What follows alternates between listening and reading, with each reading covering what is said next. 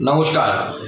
আমার প্রত্যেকটি দেবতুল্য কর্মী, নেতৃত্ব, প্রার্থী, জেলার পদাধিকারী প্রত্যেকের কাছে, রাজ্যের পদাধিকারী প্রত্যেকের কাছে নিবেদন, আগামীকাল আমাদের লোকসভা নির্বাচনের গণনা 42টি কেন্দ্রে, অর্থাৎ 42টি লোকসভা কেন্দ্রের গণনা 53টি কাউন্টিং সেন্টারে হচ্ছে।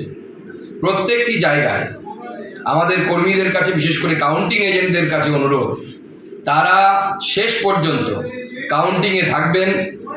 আপনার প্রার্থীকে জিতিয়ে হাতে সার্টিফিকেট নিয়ে তারপরে কাউন্টিং হল ছাড়বেন, নচেত কাউন্টিং হল ছাড়বেন না। বাইরের সুরক্ষা নিয়ে আপনাদের চিন্তা করতে হবে না। বাইরের সুরক্ষার ব্যবস্থা রাজ্য নেতৃত্ব এবং কেন্দ্রীয় নেতৃত্ব দেখবেন।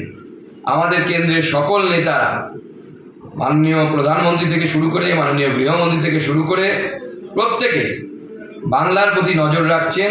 আপনারা নিশ্চিন্তে গণনা করুন, শেষ পর্যন্ত লড়াই করুন, আর তৃণমূল কংগ্রেসকে হারিয়ে তারপর নিজের গণনা কেন্দ্র ছাড়ুন।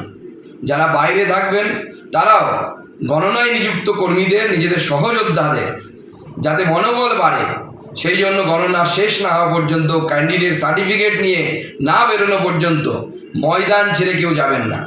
মনে রাখবেন, ভোট মানে যুদ্ধ। অতএব যুদ্ধে ময়দান ছেড়ে পালিয়ে যাওয়া কাপুরুষদের ধর্ম। কাপুরুষতা যেন আপনাদের মধ্যে দেখা না যায়।